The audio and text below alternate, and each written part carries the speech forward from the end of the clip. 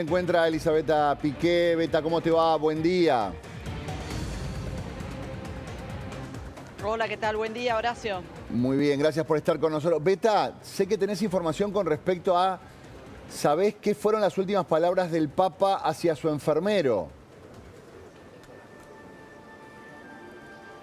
Sí, bueno, justamente las últimas palabras del Papa fueron a su enfermero Massimiliano Strapetti, que fue la persona que lo estuvo cuidando no solo las últimas horas, los últimos días, durante los 38 días de hospitalización, pero en los últimos 2 años. De hecho, era un enfermero que había trabajado en el Gemelli en lo que es la terapia intensiva, y después el Papa lo nombró asistente sanitario. Y bueno, según publicó hace muy poco el portal del Vaticano, Vatican News, las últimas palabras que dijo el Papa fueron justamente a su enfermero Massimiliano Strapetti, diciéndole gracias por haberme dejado dar esa vuelta en la plaza, que es lo que vimos aquí, de lo que hablábamos justamente ayer, de lo que vimos el domingo, esta vuelta en papamóvil que nadie se esperaba, estando el Papa en las condiciones tan delicadas en las que estaba, que finalmente fue su despedida. Después otro dato también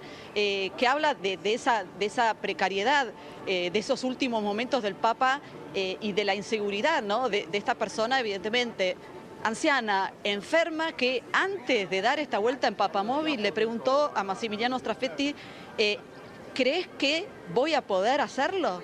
Y él, por supuesto, lo reaseguró. De hecho, recordarán que Massimiliano Strapetti no solo salió a la loggia, al balcón central de la Basílica de San Pedro antes de la impartición del Urbi et Orbi. Beta, bueno, estuvo siempre agradeciendo a los que lo habían apoyado, y básicamente lo que estamos viendo es una decisión del Papa de despedirse de sus fieles.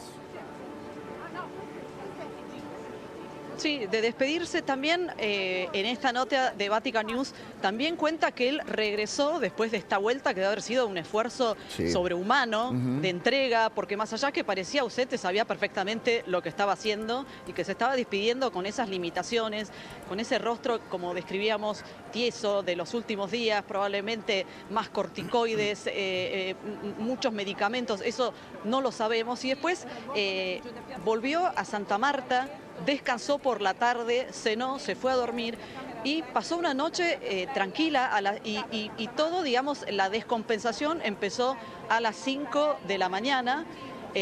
Cuando, bueno, se descompensó, fue este ictus cerebral, este ACV, derrame cerebral, como lo podemos llamar, que después también causó un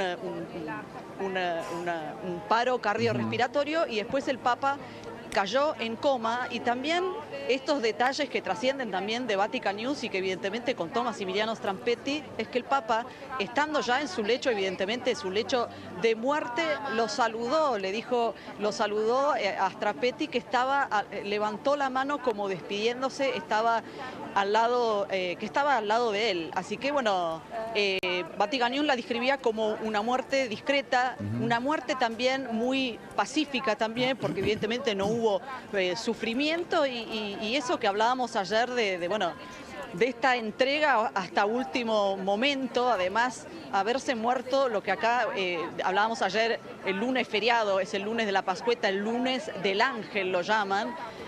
También, bueno, muchos significados, muchos recuerdos también de cómo hace exactamente 20 años San Juan Pablo II también partió a la casa del Padre, como es la expresión que utilizan aquí. También estaba en la primera página del Observatorio Romano, ha regresado a la casa del Padre, prácticamente casi en fechas muy parecidas, en cuanto que enseguida después de la Pascua de la Resurrección. Así que bueno, mucha emoción, muchísima gente que sigue llegando al Vaticano, ya todo preparado para lo que va a ser. Sí, perdón. Yo no puedo dejar de sentirme impactado y emocionado recordando tu detalle de ayer, diciendo que te llamaba la atención el modo en que se presentó el Papa, el modo en que viste al Papa, cómo intentaste saludarlo cuando siempre te reconocía y no te reconoció. vos estabas dando la antesala de lo que iba a ser la muerte del Papa y que el Papa, según comentan hoy varias crónicas, y vos estás mencionando una de ellas, sabía perfectamente que se estaba despidiendo de su gente, que muy posiblemente le quedaran las horas de vida que el Dios dispusiera para él, pero que se estaba despidiendo, y eso era lo que quería, estar hasta el final, hasta el último segundo entre la gente. Él eligió cómo irse, es realmente muy impactante, y tu crónica de ayer revela claramente cuál fue el curso que siguió hasta el día siguiente, el día de la muerte. Bueno, te agradezco. Creo que en ese sentido es como que cerró un círculo. Fue un papa extraordinario que quiso morirse con las botas puestas, más allá de que muchas veces dijo yo podría llegar a renunciar, como hizo mi predecesor, ese gesto tan valiente de enorme coraje que había hecho Benedicto XVI. Muchos piensan, quienes lo conocen, ¿no? Un papa tan activo, un papa realmente que no es que predicaba el evangelio era el evangelio concreto, el estar.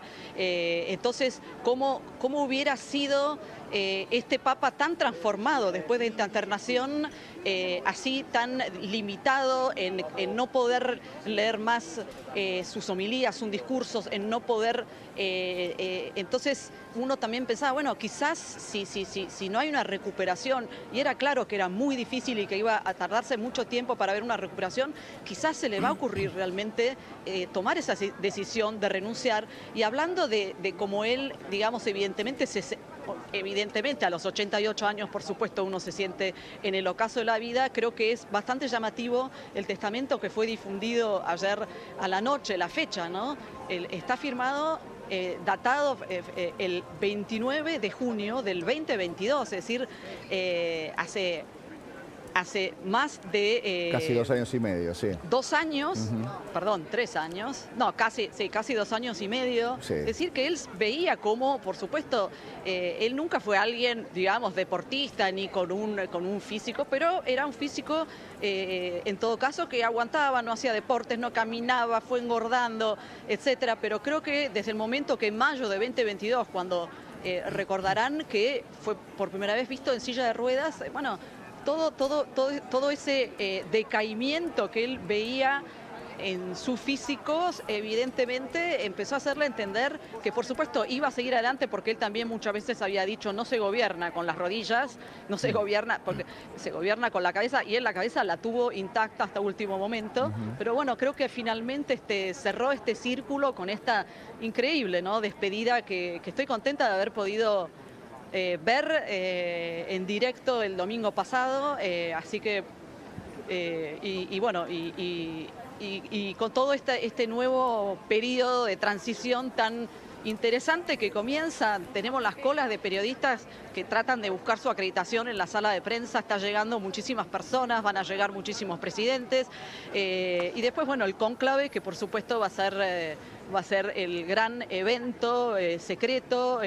Ya se están hablando, bueno, ya se estaban hablando en realidad, el propio Papa Francisco solía decir, estaba preparando el cónclave en una anterior internación, así que sabía que por supuesto, y yo lo viví también en el ocaso, en el ocaso que fue de Juan Pablo II, que en realidad duró muchísimo más que el de Francisco, porque él sí estuvo mal muchísimo tiempo, muchísimos años.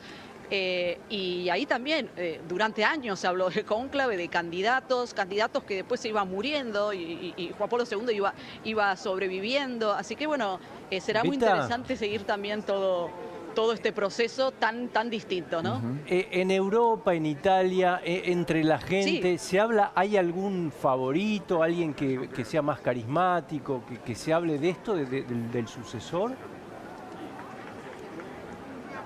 En Italia se habla de 3 candidatos papables, pero el que realmente es el más papable de todos es el cardenal Pietro Parolin, que es el secretario de Estado, el número 2, era el número 2 del Papa Francisco. Que bueno, que es una figura que, siendo justamente el número 2, una especie de primer ministro, vicepresidente, ha viajado muchísimo. Recordemos que es un colegio cardenalicio muy diverso y muy internacional. Que los cardenales no se conocen entre ellos, pero sí lo conocen a él, y él también va a tener, bien o mal, bastante protagonismo, Claro. porque se anunció que más allá de la misa de exequias que va a haber este sábado, el funeral que va a ser presidido por el cardenal decano del Colegio Cardenalicio, que es Giovanni Battista Re, 91 años, al día siguiente va a haber lo que se llama la segunda misa de los novemdiales, que son los 9 días de misas que hay a partir de la del funeral. En esta misa, que el domingo, que tendría que haber sido la misa de canonización del beato Carlo de Acutis, el influencer de Dios, este chico que murió a los 15 años, bueno, no les voy a contar la historia de Acutis. Esta canonización, por supuesto, fue suspendida, porque para que haya una canonización tiene que haber un papa y no hay papa, pero va a haber, de todos modos, una misa que va a ser la misa que van a coincidir el jubileo de los adolescentes, que justamente eso no se ha suspendido, y con la segunda misa, sufragio por el alma del Papa Francisco, por el cardenal Parolin, que también va a presidir un rosario. Esta noche va a haber otro rosario, es decir, va a tener, digamos, posibilidades de exhibirse una vez más.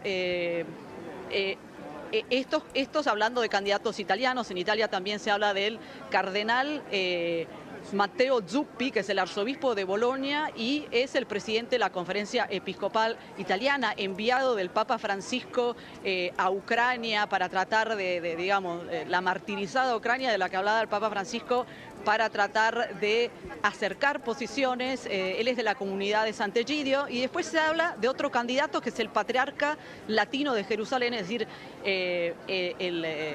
el cardenal, digamos, que se ocupa de los católicos en Medio Oriente, que ha estado en Gaza con el padre Gabriel Romanelli, que es Pizzaballa, es otro de los candidatos italianos.